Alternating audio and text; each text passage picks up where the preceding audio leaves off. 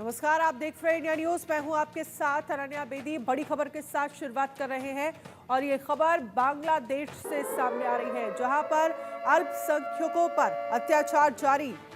बांग्लादेश में अल्पसंख्यकों पर अत्याचार जारी। यूनिस सरकार में नहीं थम रही हिंदू विरोधी घटनाएं। हिंदुओं की सुरक्षा को लेकर तमाम सवाल खड़े हो रहे हैं, मांगे पूरी ना होने तक।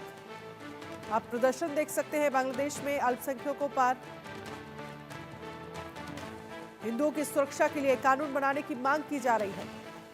मांगे पूरी ना होने तक प्रदर्शन जारी रखने का ऐलान किया गया है। तो बांग्लादेश में अल्पसंख्यकों पर अत्याचार जारी है। यूनिस सरकार में नहीं थम रही हैं हिंदू विरोधी घटनाएं। तो बांग्लादेश में अल्पसंख्यकों पर अत्याचार जारी है। अब इन 3 तस्वीरों के जरिए देखिए कि किस तरह से चटगांव में विरोध प्रदर्शन, हिंदू प्रोफेसर में से जबरन इस्तीफा यहां पर लिया गया। यूनिस सरकार लेकिन इन सब के बीच क्या लाचार नजर आ रही है, ये बड़ा सवाल बना हुआ है। हिंदुओं की सुरक्षा के लिए कानून बनाने की मांग की जा रही है।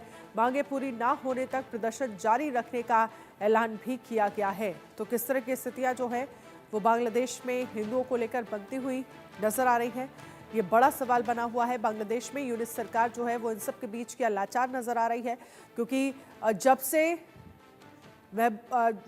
इस्तीफा जो है वो शेख हसीना की तरफ से दिया गया है, तब से किस तरह के हालात जो है वो हिंदुओं को लेकर बांग्लादेश में बने हुए हैं, जो सरकार के लिए वहां की चिंता का विषय है।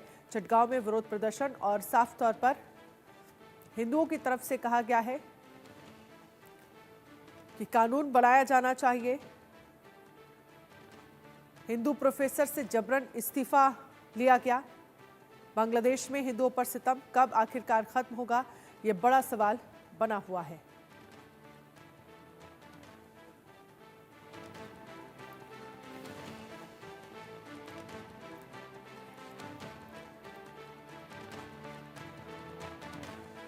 तो किस तरह से अत्याचार के खिलाफ अब आवाज उठाई जा रही है। बांग्लादेश में सड़कों पर उतरे हिंदू। यूनिस सरकार से 8 मांगे जो है वो की जा रही हैं। कौन कौन सी वो मांगे हैं वो भी आपको बता देते हैं कि किस तरह से सड़कों पर हिंदू उतरे हैं, प्रदर्शन किया जा रहा है। बांग्लादेश में सड़कों पर उतरे हिंदू समुदाय के लोग और कैसे अत्याचार के खिलाफ अब आवाज उठाई जा रही है। यूनिस सरकार से 8 मांगे की है। कौन कौन सी वो 8 मांगे हैं आपको बता देते हैं। सुरक्षा के लिए कानून बनाने की मांग की है। दरअसल हिंदुओं ने अपनी सुरक्षा के लिए कानून बनाने की मांग की है।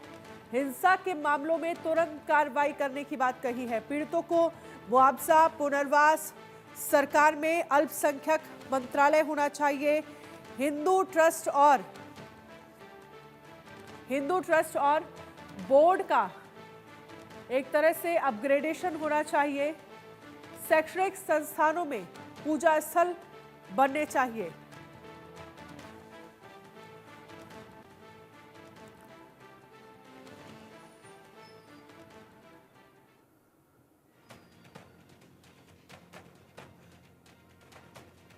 तो बांग्लादेश में आखिरकार हिंदू संहार कब रुकेगा, ये बड़ा सवाल बना हुआ है। बड़ा सवाल यही है कि जिस तरह से 5 से 6 अगस्त को 250 लोग 48 जिलों में अल्पसंख्यकों पर हमले की बात कही जा रही है, और ये सवाल है कि आखिरकार हिंदुओं पर जो संहार हो रहा है वो कब रुकेगा। 5 अगस्त के बाद 278 ठिकानों पर हमले किए गए। कैसे बैक टू बैक जो हिंदुओं के ठिकाने हैं जहां पर हिंदू बड़ी संख्या में रहते हैं उन पर हमले किए गए। हिंदुओं के घर, दुकान, मंदिरों में तोड़फोड़ की गई, और इसके साथ ही 5 से 6 अगस्त को 250 लोग मारे गए। आप देखिए 5 से 6 अगस्त को 250 लोग अगर मारे जाते हैं तो वाकई वहाँ की सरकार पर सवाल है, वहाँ के प्रशासन पर सवाल है। 48 जिलों में अल्पसंख्यकों पर हमले, 5 अगस्त के बाद 278 ठिकानों पर हमला जो है वो किया गया है। ऐसे में सवाल यही है कि आखिरकार हिंदुओं पर जो संहार हो रहा है वो कैसे बंद होगा। इस पर हमारे साथ चर्चा करने के लिए खास मेहमान जुड़ गए हैं। संजीव श्रीवास्तव हमारे साथ जुड़ गए हैं, विदेश मामलों के जानकार हैं। कर्नल रिटायर्ड संजीव सिरोही विदेश मामलों के जानकार हैं। सबसे पहले संजीव जी, आपसे शुरुआत करना चाहेंगे और समझना चाहेंगे कि जिस तरह के हालात बांग्लादेश में हिंदुओं को लेकर बनते हुए दिख रहे हैं, आप इसे कैसे देखते हैं और इस तरह की घटनाएं कैसे रुकेंगी? क्योंकि अब तो लगातार साफ हिंदू समुदाय की तरफ से कर दिया गया है कि प्रोटेस्ट जारी रहेगा जब तक हमारे खिलाफ जिन लोगों ने कार्रवाई की है हमारे खिलाफ, जिस तरह का संघार हो रहा है, हम पर जो अटैक हो रहे हैं, उन पर कार्रवाई नहीं हो जाती।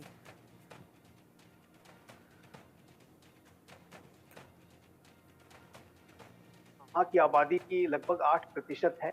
और लेकिन जो शेख हसीना की सरकार के अपदस्थ किए जाने के बाद, और जाहिर है कि ये जो शेख हसीना की सरकार को अपदस्थ किया गया, उसके पीछे अनेक कट्टर जिहादी जो ताकतें हैं, उन्होंने पूरा वहाँ पे कनाडा में एक केओस, एक अस्थिरता, एक अराजकता, उत्पात मचाया।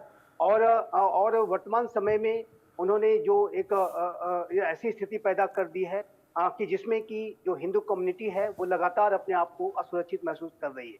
वो जो उत्पात हिंसा का जो पूरा चक्र चल रहा, उसमें बड़ी संख्या में जो हिंदू मंदिरों को टारगेट किया गया, हिंदू परिवारों को टारगेट किया गया। और आज जो वहाँ की अंतरिम सरकार बनी है, ऐसा लगता है कि वो कट्टरपंथियों के दबाव में है।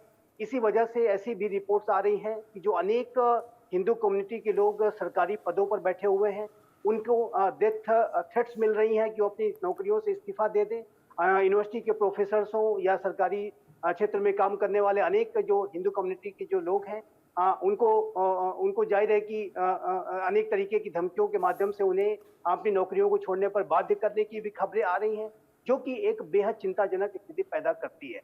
यदि बांग्लादेश में इसी तरीके के हालात रहे कि एक बड़ी जो माइनॉरिटी कम्युनिटी है, 8% की, जैसा कि मैंने कहा, आबादी है, वो यदि खतरे में आती है तो ये बांग्लादेश के लोकतंत्र को रसातल में ले जाएगा।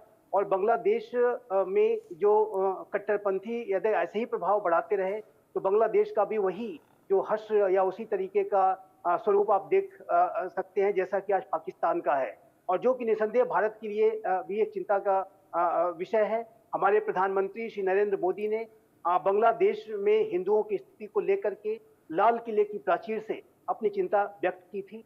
और जाहिर है कि ये बांग्लादेश की अंतरिम सरकार की जिम्मेदारी बनती है कि वो बांग्लादेश में जो हिंदू कम्युनिटी है उसके प्रोटेक्शन के लिए एक्शंस लेकर के दिखाएं। वर्ड्स से काम नहीं चलेगा। हमने ये देखा है कि मोहम्मद यूनुस की सरकार की तरफ से वर्ड्स जरूर एक्सप्रेस किए जाते हैं कि हम माइनॉरिटी कम्युनिटी की रक्षा करेंगे, इत्यादि इत्यादि, लेकिन जो अमली जामा उन शब्दों को पहनाना है, उस पर ये सरकार कमजोर पड़ रही है। और जैसा कि मैंने कहा कि ऐसा लगता है कि वो लगातार वो दबाव में आते जा रहे हैं। जिस तरीके से जमाते इस्लामी बांग्लादेश पर से प्रतिबंध हटाया गया, शेख हसीना की सरकार, शेख हसीना के परिवार को और उनकी पार्टी के सदस्यों के साथ जिस तरीके का बर्ताव किया जा रहा है, शेख हसीना का डिप्लोमेटिक पासपोर्ट भी इन्होंने रद्द कर दिया। और जाहिर है कि वहीं दूसरी तरफ जो जमाती इस्लामी बांग्लादेश हो या एक जो आतंकवादी संगठन जिसके की संपर्क अल कायदा से है, अल अंसार बंगला टीम, उसके मुखिया को जिस तरीके से, जसीमुद्दीन रहमानी को जिस तरह से छोड़ दिया गया,